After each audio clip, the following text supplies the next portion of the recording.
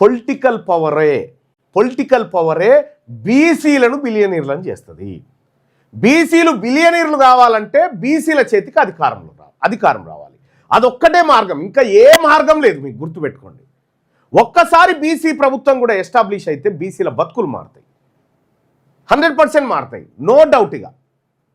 ఎందుకంటే నీకు చరిత్రలో ఇవన్నీ ఉదాహరణలు ఉన్నాయి.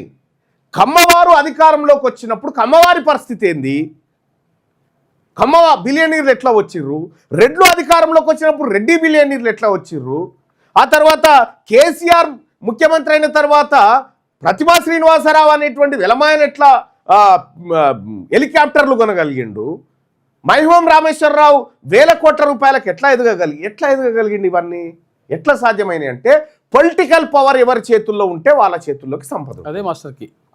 అందుకే అంబేద్కర్ గారు చెప్తారు కదా, political power is the master key అని చెప్పి. ఆ మాస్టర్ కీ, ఆ తాళం చేయి ఎవరి దగ్గర ఉంటే వాడి జాతుల దగ్గరికి సంపద వస్తుంది.